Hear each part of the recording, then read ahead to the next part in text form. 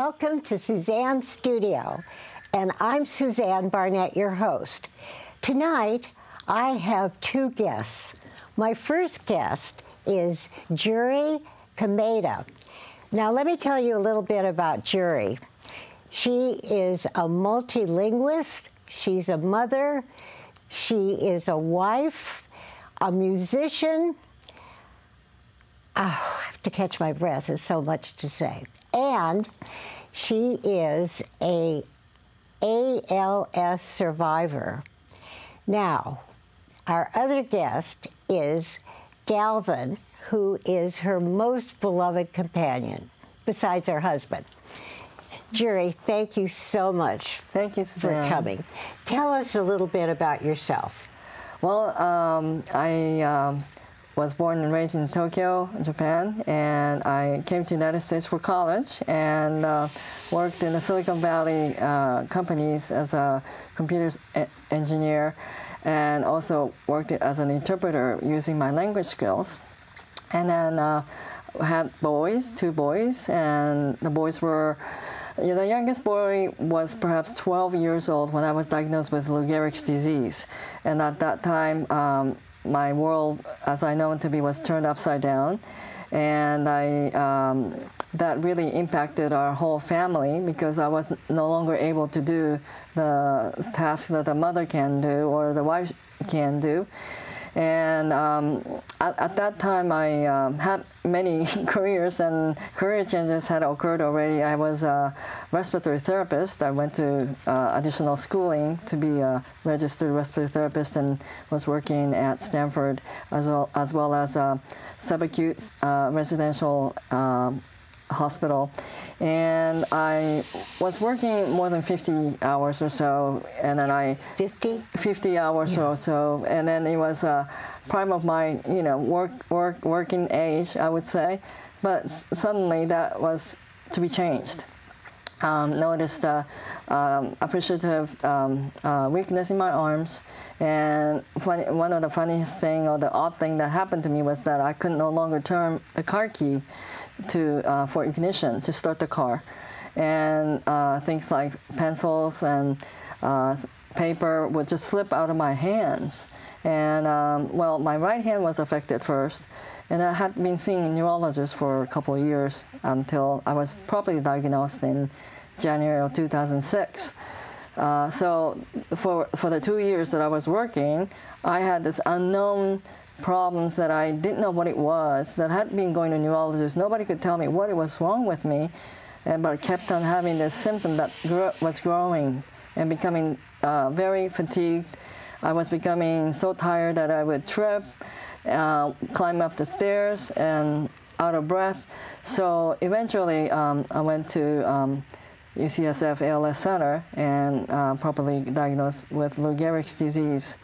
And since then, many emotional changes had occurred. You probably would ask me, how did I deal with that moment? Yeah. Well, to be honest, the first year was the hardest. And from the get-go, I had the problem with the breathing. Especially, I could not sleep on my back. And I had a very shortness of breath. And then so this is a breathing machine that allows me to take a bigger breath, because otherwise I'll be taking shorter, shallow breaths. So this breathing machine is definitely something that I rely on now. But at that time, I was using a breathing machine just during that night. And then it's called bilevel therapy for people who had weakness in the diaphragm. So in my case, my diaphragm was affected as well. So my right hand, my diaphragm, those were affected, and then my neck was affected, and it moved to the left hand, and they basically moved down to my left leg, and then so I ended up in my wheelchair. So there are, with this disease, ever-changing, continuous change with the state of the physical state. So it's a big adjustment that we all have to make. How did you adjust with your mental state? Right. Well, you know, I would say I had about a couple of bouts of depression, and first one was probably the hardest one, which was to not know. You know, we all fear the unknown. What would happen to me? The statistic says that 1 or 2 persons out of 100,000 people gets ALS, that there is no cure. And there's 80% of chance that a person with ALS will pass between 3 to 5 years. By 5 years, 80% of the people with disease after the diagnosis was made. So it's almost like given a death sentence. Mm-hmm. And then so I did not know how to turn that huge depression that I got into a positive spin. But one of my friends talked to me about a movie called Shawshank Redemption. And there's a guy who gets put in a jail for the crime that he never committed. And then he ends up spending a couple of decades in the cell. But while he's in there, he says, I'm going to either get busy living or get busy dying. And then he decided that in his cell he'll get busy living, and he was productive. You know, he was a librarian. He worked as a keeper of many things and assisted, you know, with the accounting process, and he was an accountant. So he made himself useful. So given that situation, it's like I'm in a place where I can't get out, you know, of this bad dream that I'm in. And I did need to make that change in my mental status as far as making the decision to get busy living. And so we talked a little bit earlier today, mm-hmm. and I said I was really hesitant to ask mm-hmm. you mm-hmm. this question, and you said, no, not at all, because first of all, what you just said, and that you make the most out of every single day. Mm-hmm. And then, what about this dog? Tell us about the dog. Well, you know, living every day to the fullest comes with planning.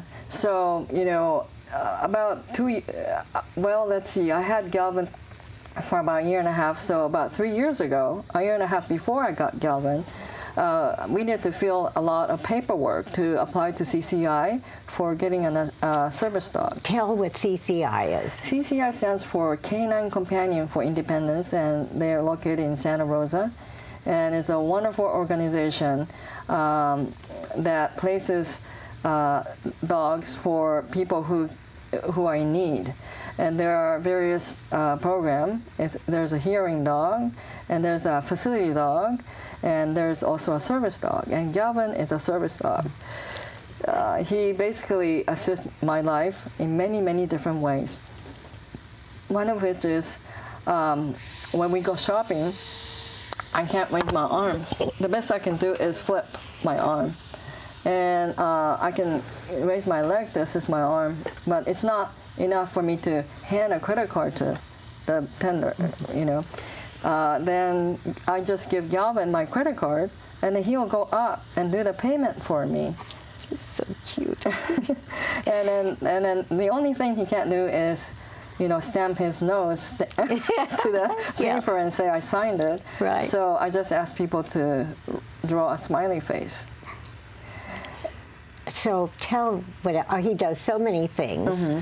but tell what you have taught him and why. I think that's such a great story. Okay, this is something that it was not a part of CCI's program for him to be able to do this. But when Galvin came to me, he was a very quiet dog, and he didn't really bark a lot. And for me, if something happened, I really wanted a dog that can bark and bark and bark to alert that I'm in trouble. Mm-hmm. And so I decided to teach him how to count. And then, so Galvin is asleep right now, but let's see what Galvin says. Okay. Galvin, stand. Galvin, are you going to be a good boy? Yeah, Galvin. Galvin, say. Okay. Galvin, say 1. Say 1. Good. Galvin, say 2. Don't say 2. Good boy. Galvin, say 3. No, that's a bow. I know you need to stretch. Yes, thank you. You've been sleeping. So, Galvin, say 3. Good boy. Galvin, say 4. Good boy. Can you say, Galvin, say 5. One more. One say, more. Whoa. Good.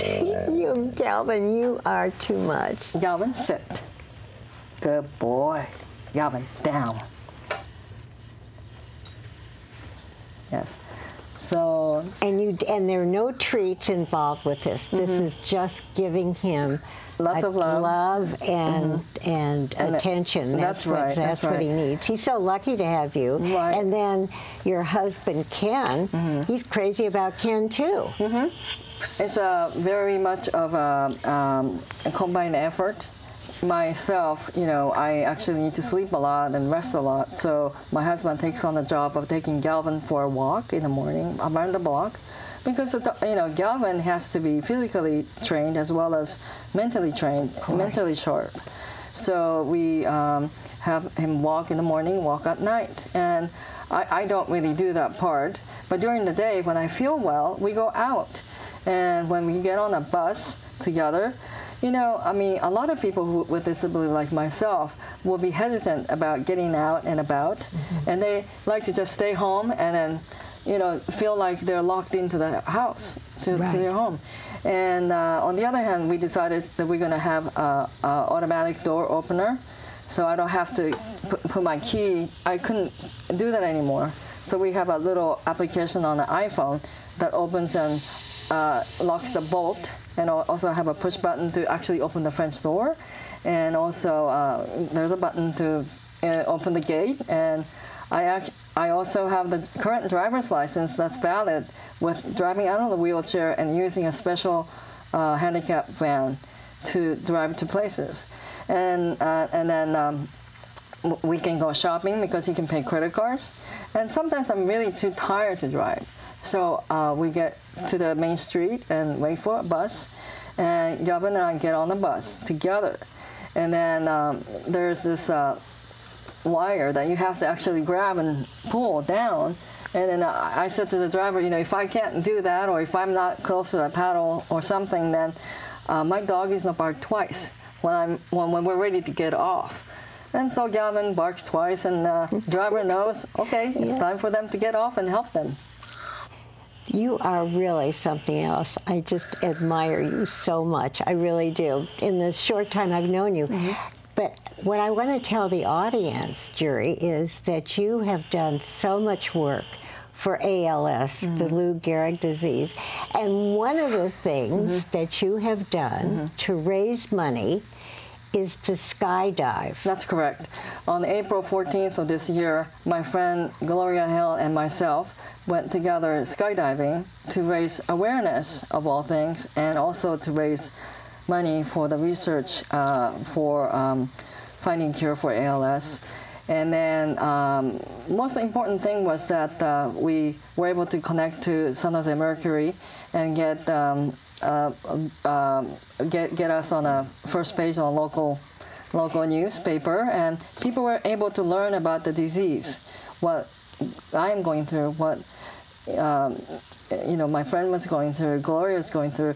And in her case, she's nonverbal, meaning she has eye gaze system, which painstakingly she would move her eyes to spell out each word, and there's a word prediction also, and then she'll state some sentences. But that's well, we have a DVD, we have a video, and we're going to show it in just a moment. Thank you. Of you skydiving. That's right. I was skydiving for all the patients that I met, all the patients that passed away, and then in the hope of the people to come that would have a cure in the future. That was my almost like prayer when I was flying out of the airplane. That was my wish.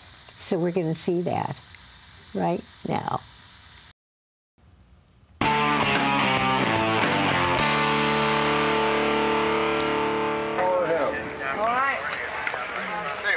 stay near me. Okay. You follow me up there. Oh, yeah, sure. All right, are you ready? Ready? Here we go. Here we go. You know, cure ALS is why I'm flying out of a perfectly good airplane. Yeah, so we're going to be getting off.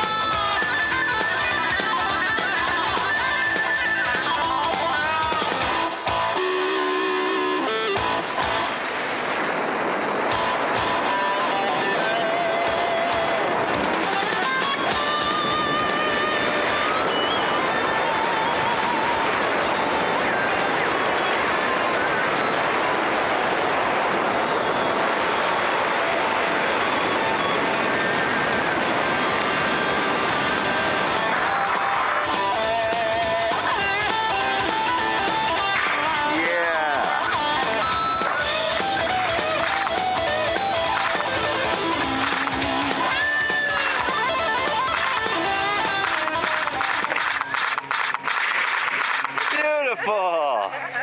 That's how it's done. That's good. I bought a new shoes just for this. You can just. All right, you did it. I did it. What'd you think of that? This was the best experience I ever had. You know, my friend asked me, or people ask me, why you want to go skydiving? Well, this is because I can. There you go. Yeah. That's reason enough. Thank you. Thanks. Charlie does nice work, huh? Yeah, he did. He coached me, and he showed me places, and it was just absolutely beautiful. Right on. Congratulations. You're a skydiver. Thank you. Don't try this at home. Only with Charlie.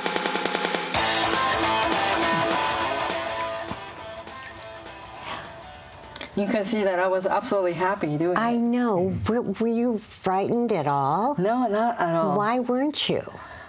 Because, you know, what's most frightening is probably my disease. And there's nothing more frightening than, you know, the disease itself. And this is a piece of cake. And then to be able to raise the fund to find a cure for everyone in the future generations to come, that is much more, you know, of an accomplishment, I think, than me feeling scared of diving out of a perfectly good airplane. That was not at all in my mind. It was doing it for people.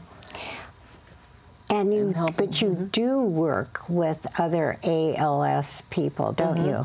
Well, I have been in ALS support group for the last 6 years, and then have made a lot of friends, and have actually this year suffered 8 people passing, from my group, and then people who I started out with, and have all gone, except for one patient that's been living for quite a long time. And then that loss of my friends made me feel very lost myself too, because I was attached to them and trying to help them, root for them. So I got personally involved, and I feel like part of me is gone with them, and so I had been hit by emotional toll of losing my friends. And I would like to continue working with ALS patients, but I have to also be careful about my emotional toll. I realize that now. What advice would you give, not just ALS people, but other people that have like terminal cancer? Because you're so positive. Right. That impresses me. But so what would your advice be to them, Juri? Well, live for the moment, live for today, and don't dwell on the unknowns. Because if you focus so much on unknowns, what's going to happen to me? When am I going to die? How am I going to die? Then you're already wasting your precious time that you have today, that you could be making the best of your life that you have here. And so I would say to live your life like there's no tomorrow, but on the other hand, plan ahead so that that you can have many more good lives ahead of you. And you are very fortunate because you have your family and your boys and your wonderful husband. Yes. I'd like to interview him sometime. And you have your dog. Yes. Galvin means so much to me. He's my right-hand man. Yes. Yes. And he helps me open the door, and he can push the call button for elevator. He can get me a can of juice from a refrigerator. How does he do that? He actually has a tug rope on the refrigerator that he can tug on. So he tugs the refrigerator open, and then he sticks his head in the refrigerator. There's a certain spot and certain shape that is a shape of a soda, and the command is called soda. And so he'll cock his head to the left, and then he'll open his mouth and get it in his mouth, and then once he gets it, he backs up, back, and then he'll go behind the refrigerator and push the refrigerator's door closed. And then my son wouldn't even close the door. So, talking about my dog being able to do that and bring it to my lap, and so, I can enjoy some drink, that'd be great. That's great, right? That's great. Another question. I really think I know the answer. Where does he sleep? He sleeps with me. Of course, by my feet. Yeah. My situation is that I spend a lot of time sitting in the wheelchair, so the circulation is not that great in my legs, and they're cold at night.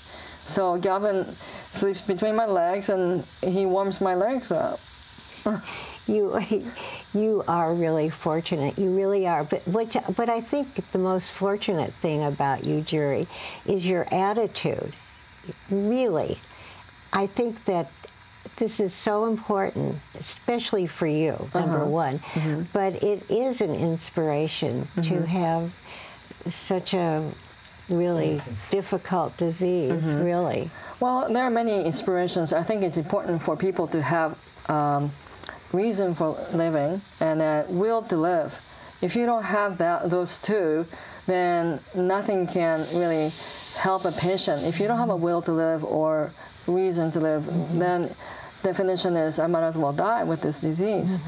But unfortunately, I have 2 boys that I raised with my heart and soul, and I love to see them grow. And then I feel that as if it's my privilege to see them grow.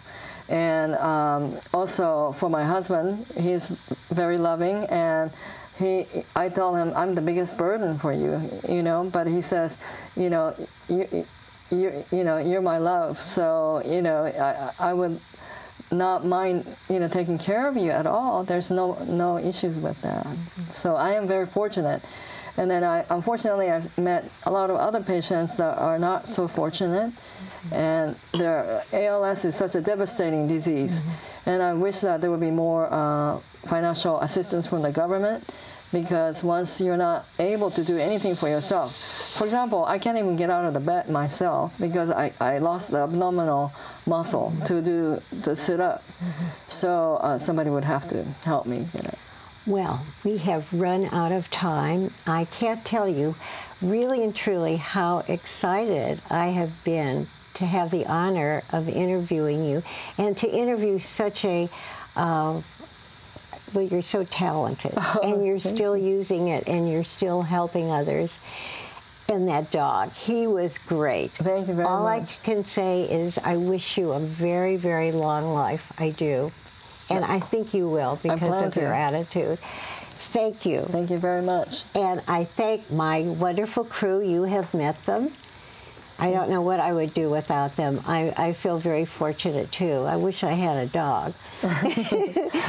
And, of course, I thank my audience for watching. I always say this, Juri, and it's true. I can't wait to see you next time. Bye-bye. Bye. Bye-bye. Thank you so much.